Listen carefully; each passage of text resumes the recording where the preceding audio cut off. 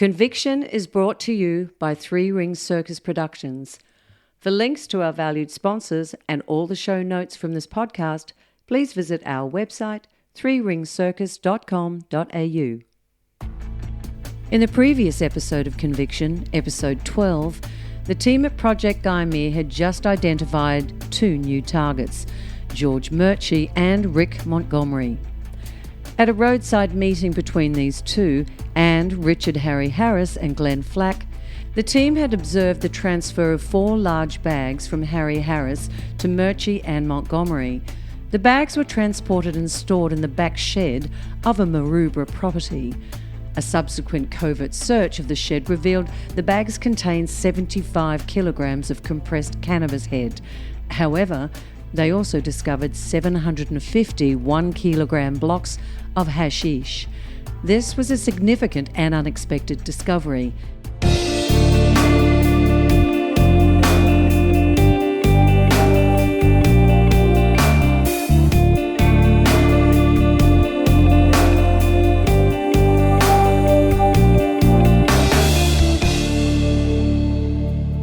So we end up putting a listening device in there the next night.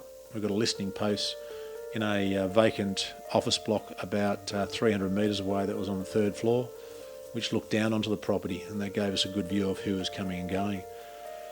It was just a matter of seeing what was going to go on, so we've actually worked split shifts then. We had half the crew working on this Maroubra job and the rest sort of doing a loose follow on Flack and Harris.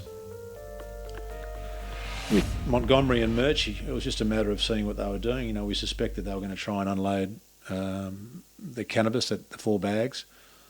And from the telephone intercepts, it appeared that they were going to have, a bit of trouble. It was more the hashish that they were selling. They were having troubles actually getting rid of the compressed cannabis. It's a drug, I suppose, that a lot of people use, especially on the beaches, and you'd think it'd go pretty easy, but it wasn't. And it wasn't long before Flack, got the wind. He's asking Montgomery what's going on, and he was saying, we virtually haven't been able to sell it, and we don't think we're going to. That was Flack was saying, well, bring it back. If you don't think you're going to get rid of it, bring it back. And that's what happened. They had it for a short period of time and couldn't unload it, so Flack wanted it back. He said he had other sources to be able to get rid of it. And that's what happened. It wasn't long before we did the handoff. We didn't really need to get good footage. It was just a matter of watching what they did. I didn't worry about getting in close and risking it. We saw the handoff. It went straight back to Flack and Harris took it back to the Drummoyne safe house, which we got on, obviously, the cameras there and the listening device, him coming in and putting it there. So all the continuity was there. It didn't take Harris long to find a new dealer. His underworld connections were legendary. The bags obviously went back with Harry, and Flax organised another bloke by the name of Ronald Jordan. Ronald Jordan was a horse breeder, allegedly, living up at Williamstown, which is about 2 hours north of Sydney on a property. So he's come down, he's met Harris, who's come back to the garage at 7 in the morning and met him in Drummoyne, away from the safe house. Obviously no one has to know where that is, and Flack and Harris keep that their secret. He's done the handoff over to Jordan, and next thing, Jordan, he's off and running, and we soon find out from telephone intercepts that he's going to Queensland. So there's 5 of us off to Queensland. Pretty easy follow with the 5 of us. We're straight out onto the highway and up the coast. For those who aren't from this area, it's about probably a 9-hour, 10-hour drive. And again, he's got drugs in the car. He's not going to speed. He's not that stupid. He was, 50, 52 at the time. So just an average build, bald head, didn't stand out, had the average car. So it was just a quick job. This one, we followed all the way. And again, this is where it was imperative that we had that marking on the packs. So we had half of the 75 kilos in the 2 bags, and that's what he was delivering. We had a suspect with the phone records. It was a really well-known drug supplier up on the Gold Coast. And we'd been in touch with the drug agency in Brisbane. So they lined up to have a crew meet us at the border, and that's virtually what happened. Their team leader jumped in with our team leader, and we did the handoff. The drugs were then, Jordan jumped in the other crook's car, and they took it to a house the other side of Coolangatta near Tweed Heads, and it went into a house, into a garage. It was probably about a 15-metre handover, and then Jordan was dropped back to his car, and that's as simple as it was. He just got back in his car and drove all the way back to Nambucca Heads. I think we got back there at about 9 at night, and he bunkered down into a hotel, and we just let him stay there. We got a hotel in the neighbouring, I'm trying to think of the suburb that it was about 10 k's out, and we had a tracker on the car, so we knew when he was going to move. He obviously had no drugs there. He'd done his job. He was just going to have a sleep and head back, and that's all it was. The next day, the Queensland police just watched a number of drug suppliers simmer and did a stop, and same thing. Once they did the stop, found the drugs, they went and executed the warrant, and then seized the drugs and arrested the main supplier. And this is where it was, they were able to go in, identify each package with the serial number, telling us which ones had gone. So we then had a numbering system, knowing that the other ones would still be in the garage. So now it was sort of time to get rid of these other ones. We didn't want to spend a lot of time on Murchay and Montgomery. We had them for that. We had them for the other 750 kilos that was located in their garage. We just didn't want it coming back to our operation, so we were going to lose the advantage. So the decision was made to watch, and we had telephone intercepts on them and let them do a couple of deals, which they did, and we left it go a couple of days. And it was a few days later that they were going down to the surf club to do a couple of deals, and we decided to get one of the highway patrols to pull up a car that had just done a deal, and they followed it away, pulled it over and arrested the driver for having in his possession X amount of hashish. And then we executed a search warrant. We used our 2 new detectives who, no one knew that they were actually working with us at the time, so they were just known as still being at the Maroubra detectives. I think they were actually out that way, so it just looked like it was a local job. So they went in and did the arrest on Murchay and Montgomery and executed the search warrants at both their residential addresses and the mother's address, and seized all the drugs. Also found a heap of intelligence on drug supply from both places, a bit of cash, and obviously Montgomery and Murchay went into jail. We didn't charge them for the other cannabis because that would have ruined our job, so at the time we only charged them for the 750 kilos, and it would be at a later date once the arrest phases took place. We would add the additional charges onto them. So they were out of play, and it sort of relieved us as well. It was great. We didn't have all that stress of splitting up the team, and we could go back to concentrate on what we were actually doing, which was the Flack and Harris job now. And it was big enough with the garage full of guns and drugs. Who knows what was going to happen there. Since the completion of his epic 1,000-kilometre ocean paddle, Craig had settled into a period of stability. Family life was happy, his body had recovered from the gruelling ultra-marathon, and he was able to concentrate on his work. He only had one minor distraction: his efforts to raise money for cancer research, as a response to his daughter's brave fight against the disease, had caught the attention of the New South Wales state government. He was about to receive some unexpected recognition, and as the day arrived to attend the ceremony at Parliament House, he threw a suit bag in the back of his car and headed off. Little did he know that the events of this day would change the course of his life forever. Meanwhile, during all this time, I'd received a letter which was really unexpected, I suppose. I'd received a letter from the New South Wales government saying that it was Children's Week coming up, and that I had received an award, Parent of the Year, for my bit doing the paddle for children's cancer and just the commitment to fundraising, etc. So that was a bit of a buzz. I didn't tell anyone. I only told my wife Lisa, and that's all I thought was needed to do. The date was coming up, and it actually coincided in with one of Jessica's checkups. Even though Jessica had the all clear, she still had to go back all the time just to make sure everything was going all right. And there was a few little bits and pieces that they had to do to her, but this one was just a general one. She had to go back and see some of the doctors. And as I said, we ended up teeing it up so she was in there mid-morning. So I think my one was about 1 o'clock in the afternoon. I was going to receive this award at Parliament House. So as the day come along, I just bunkered into the office and was doing all the paperwork, just watching the clock tick, and rang Lisa and made sure she was all right. She had all the kids with her. They were all dressed up because they knew they were coming to Parliament House. And it was funny, the person who was actually giving the award was a lady on a TV show that Jessica actually loved. So it was a bit of a buzz for her too to actually be able to come in and meet her. So she was really excited, which was fantastic. Lisa went out to the hospital, and I snuck down to the car park where I had my car and my suit, and I slipped into my suit and went out for lunch, obviously heading to Parliament House, and I'm standing at Parliament House waiting for Lisa to turn up, and I get a phone call from her. I just said, "Where are you?" And she was in tears. I said, "What's the matter?" She said, "I can't believe it that Jessica's been re-diagnosed with cancer. They've just found a tumour back in the arm." I was just in shock. I just had nothing to say. And she was the same. I said, "Just, drive over here and we'll talk here." And that's what she did. She'd finished her appointments there. Jessica didn't know the whole news. The doctors had told Lisa that, we had to go back in. They couldn't tell us too much more on that day. They just said, "Yeah, it looks like the tumour's there. We just have to run more tests." It was back in exactly the same spot. So the 12 months of radiation in that spot, the chemotherapy, just hadn't worked. We knew it was an aggressive cancer, but, I thought we'd beaten it. I never thought that we'd go back to a stage where we're going to have to go through all this again. And at this stage, I didn't even know what we're going back to.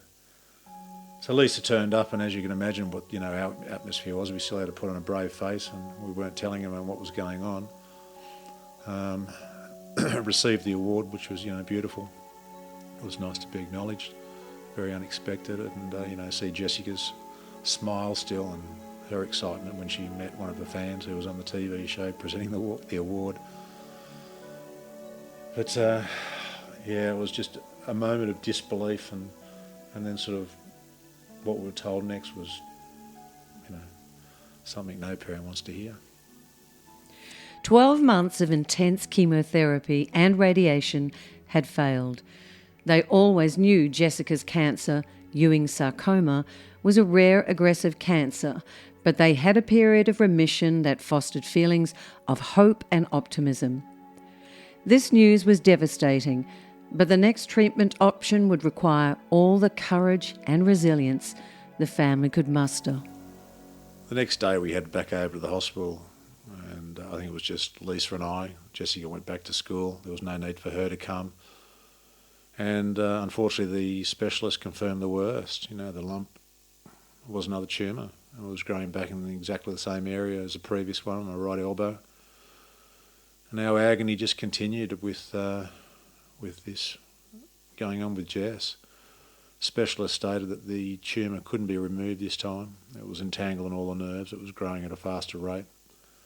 And, the only chance of minimising the risk of it coming through and spreading through the body was to amputate the arm. And obviously that was a decision that we had to make. And it wasn't a hard decision. We had to amputate it. There was no other thing that we could do. Leave the tumour there to grow, and what's going to happen? It's eventually just going to break out, and it's going to start to go through, saw through the skin, and etc., and then obviously cells are going to spread a lot easier. It was a long day. Lisa and I spent time in there and had to make the decision, which we did. And then it was a matter of, breaking the news to Jess, and how do you tell an 8-year-old that she's going to lose her arm? Something that she's had there all the time, and after being so healthy after the first lot of treatment, it's hard for an 8-year-old to understand why it's come back. And, it was, for Lisa and I, it was one of those hard and long roads home. Very silent. I don't know, it's just one of those hard times. We got back and we told Jess, and of course she's extremely upset. And I think the tension between Lisa and I wasn't the best at the time either. And I do remember that we were fighting at the same time, and I don't even know what it was. It was probably more just the stress and tension. We didn't fight a lot. The stress and tension of everything, with our beautiful little girl going to have to go through all this again. And never ever would you have thought that you're going to have to amputate the right arm of your 8-year-old, as I said, but that's what we had to do. So we had to take Jess in, and we'd lined up with our doctors and specialists for her to be told with 2 social workers there, which tried to help explain it. And, you know, on the news of Jess doing it, she just broke into tears, obviously, and buried her head into us. And I suppose at the end of it, she turned around and said, well, I suppose it's better than being dead, isn't it? And to hear that from an 8-year-old is incredible. We had to then go and see all the other specialists, the one who was actually going to do it, and he explained to Jessica in her terms what was going on and why we were doing it, and she understood. She was just as upset with the tumour coming back as we were. You know, we just started to say it wasn't the end of it. There's still plenty of things you can do, and that's what we had to do. We had to, you know, try and turn the negative into a positive. We had to go home and show her that you can do things just with one arm, and there's plenty of other people in the world that do it, whether it be you know, a leg or an arm that's amputated, and a lot of people are obviously born that way, but we had to prove to her that it was all doable, and that's what we started to do. And we started to teach her that there was no such thing as I can't. You can have a crack first.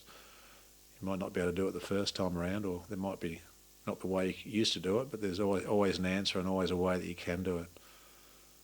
And she started to understand it, so another few more trips in and out. We had Dr. Michael Solomon as our specialist there. He was great, and you know, it came to the time where we had to take her in. We knew it was going to be a long road with this one. This was probably in about November now, November, December, and coming into summer.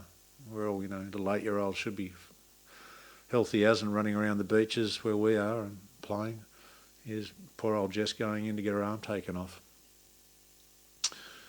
We went in, and poor Lisa, you know, she had a lot of time with Kylie. Kylie, our other daughter, was born with a tethered spinal cord.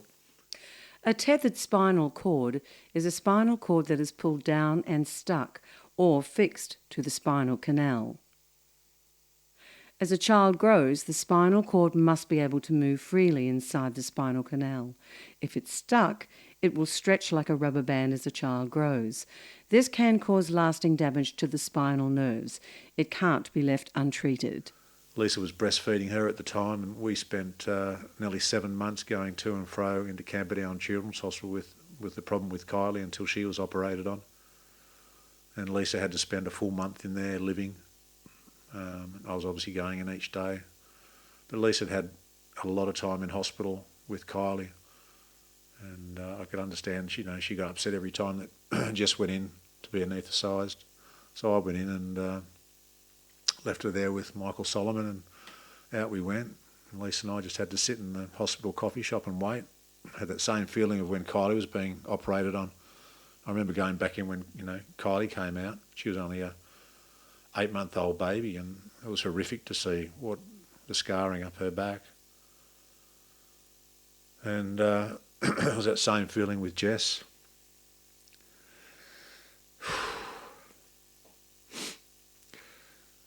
I forget how many hours it took, but going back in, I can remember walking back into the recovery room.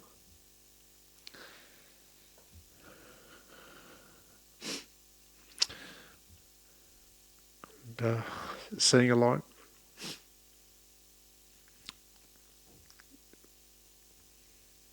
just seeing her lying there strapped up. She was still out, she had heavy bandages over her right shoulder. And we just sat there until she came through. And she finally came awake and just asked for a drink of water. She had dry lips and throat. And out she came. A couple of hours later, we had her back to the ward where she had an intravenous line, which they were giving her a bit of a painkiller through. They said that she was probably going to be in hospital for 10 to 12 days. She'd be on painkillers for a while. The morphine that she'd have through the intravenous would take away a lot of the pain. And true to her, within a few hours, she asked whether she could go down to the foyer of the hospital to listen to carols by candlelight. As I said, it was approaching Christmas. Being a typical kid and not really asking questions and not feeling sorry for yourself like we would. She wanted to listen to the songs down the foyer, so we took her down in a bed with the intravenous line. Let her listen to the carols by candlelight. She was a trooper. She just didn't even worry about it. She was over the painkillers after a couple of days and asked if she could go home.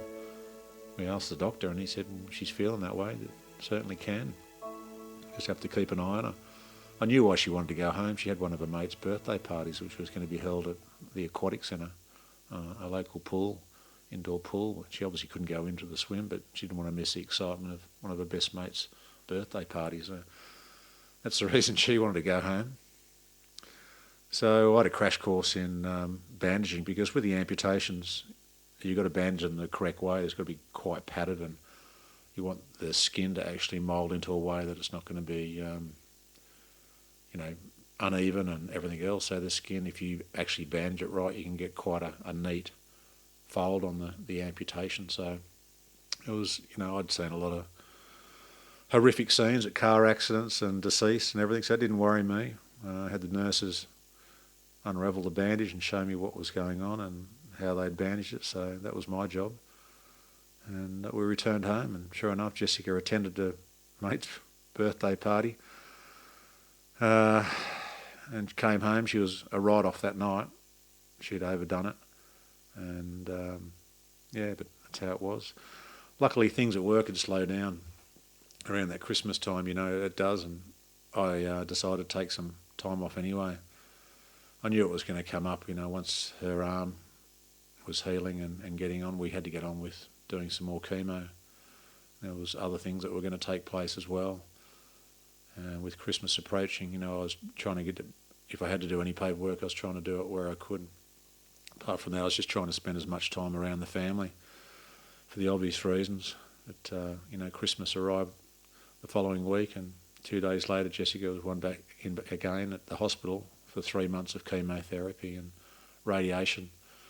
The cycle of restless sleeps and disturbed family life returned, as well as learning about the challenges of an amputee now. We had to get all the non-slip mats, just simple things for plates, and teach Jessica how to dress herself. We just had to go through a lot of stuff with some occupational therapists who were there to help us as well. But, we took it on the chin. It was just another glitch in the armour, as they say, and something that we had to do. During the first part of hospital, I can remember that time it was New Year's Eve. I was in there with Jess staying the night, and Elisa, unfortunately, was at home with the other kids, and she didn't feel like celebrating. So I can remember ringing her early, and she was going to head off to bed. We weren't the chirpiest at this time with this news and what had been happening. We still tried to show a smile on our faces, but deep down we knew it was going to be another hard road, another hard slog. Just seemed like, we just kept getting beaten over the head with a baseball bat. Anyway, Jessica went back into the chemo, went back into the normal things, losing her hair, everything else. We also found out that we also had to have a stem cell transplant with Jessica to try and increase her, chance of survival. Stem cell transplants do not, of themselves, act as a direct treatment for cancer, but they are used to help the body cope the ravages of very high doses of chemotherapy and or radiation therapy. Jessica was going to need all the armoury that the doctors possessed. So Lisa and I went in together to assist Jess with the day getting the stem cells removed, and it was virtually for her to sit in a machine for a number of hours while they put this machine into a big needle in her leg from memory, and then it went to a machine which sort of pumped all the blood cells in and out, etc., etc. It was long, it was hard. Jess had to go to the toilet obviously before she started the process, and then you virtually had to sit there and we'd put movies on or read a book or play games. And the problem was that this first day the actual machine was functioning, but it wasn't doing anything. You looked at it and it seemed to be working, but it wasn't actually pumping what they wanted into the container. So it was a whole waste of a day, and we had to come back the next day and do it again. So they said, look, keep the needle in the leg, because Jessica hated getting needles, so they said keep that in the leg and we'll just plug up the cord and then when we come back we can just put the cord back into the machine and it saves going through the whole process, but you can go home and everything's fine. So we went home that night and had the normal family dinner and everything else, and Jessica shared a room with Tim, and Kylie had her own room, and lying there probably around midnight, the next thing I hear Jessica get up and go to the toilet, and all of a sudden I hear her scream, and she said, "My guts are falling out." We run in there wondering what the hell's happened, and there's blood everywhere, over the walls, over the tiles, over the toilet. And I couldn't believe what's happened, but what's happened is the plugs come out of the end of the cord, and then blood's starting to pump out of her body all over the place. And the poor thing, here she is 8, going through all this problem, and she's thinking, her guts are falling out. But soon said to her, "Look, it's fine." I plugged it back in, the little cap on the end had come out somehow, plugged it back in, and obviously had to shower and change her, get her back into bed, and then we had to order the task of cleaning up the bathroom floor with all this blood. These are the things that just used to happen and interrupt everything, and it just made things a lot harder on the family, that's for sure, and harder for Jess too. So she's just a little girl. Anyway, we went back in, and second day we managed to get a bit more out, and I think all up it took 5 days to collect it all that they were happy with. So it was a long week, and as I said, both Leisha and I used to go in and do it. It was something that we wanted to do and do together. All done though, and managed to separate all the cells and get what they wanted to do.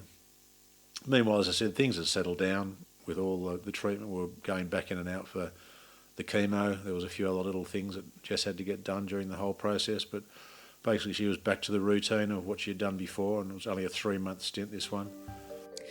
It was only a 3-month stint, but it was going to be an intense 3 months as the doctors doubled down on their efforts to save Jessica. At the same time, Craig had to deal with the ramped-up developments at work. I was in and out of work. I'd taken a lot of time off, with holidays, and I didn't take overtime. I just take time off in lieu. I went back to work, and it was fairly quiet just after Christmas, New Year, but there was a telephone intercept back from this Ronald Jordan, who had taken the 2 bags up, that he wanted to get the other 2 bags off Flack and Harris to supply again. We thought, well, you can have this, but this isn't going to happen. We're going to cut it off short.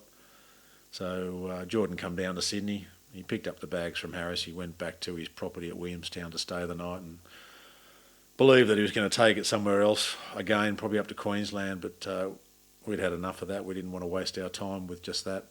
So we decided to get the locals to come in. I remember I wasn't actually involved in this to start with, but it was going to be a long job. They'd taken him up there, and by the time we got everything done, it was going to be a 6 a.m. raid. So I got called at about 9 o'clock at night and said, "Can you drive up here, and you're going to do the night shift with another guy, and make sure he doesn't leave early hours in the morning. And if he does, we'll follow him." The others had been there all day, and they'd gone to a nearby hotel to have a rest. It was the longest night of my life. I reckon I swallowed about 2 kilos of lollies and 1,000 yawns later, before the sun came up, just to keep myself awake. Finally, the sun came up at 6 o'clock, and the local cars came in and executed the warrant, and sure enough, there were the bags. Do a check on the bag, and there's the serial numbers in invisible writing on the bags. So that's the 4 bags now, all seized, and a number. Jordan was arrested. He had a long history as well. He's refused bail and straight into jail. All the focus, had been on Jordan for those things, and that was done. And it was funny, while we were focusing on that, the unthought of happened. We usually get a bit of a heads up with things that are going to happen, and all of a sudden, without any warning, the person at the observation post at Drummoyne, which is usually pretty quiet. If you had a shift there, it was usually very quiet, and unless Harris was coming to pick stuff up, and a day or 2 prior he'd picked up the bags of cannabis head, nothing else, and we knew that. But all of a sudden, we get a call from him. Harris has entered the garage.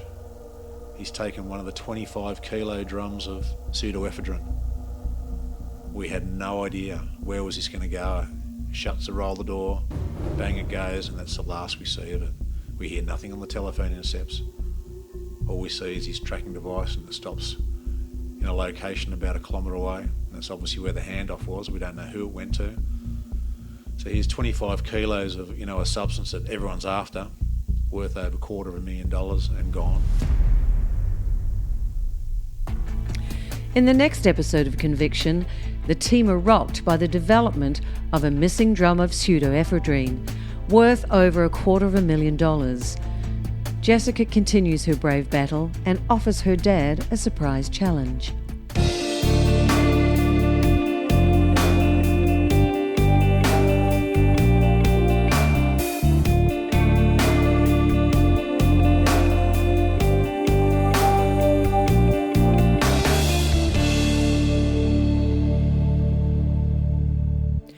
Conviction, the Craig Gouzet story, is a podcast based on Craig's personal recollections. It is not a full and complete representation of the cases, the people, or the investigations, and therefore should not be taken as such. This podcast is based on Craig's memories. Craig and Three Ring Circus have taken care not to disclose surveillance methods that would compromise police procedures. Only real names have been used where we have permission or the records are public domain.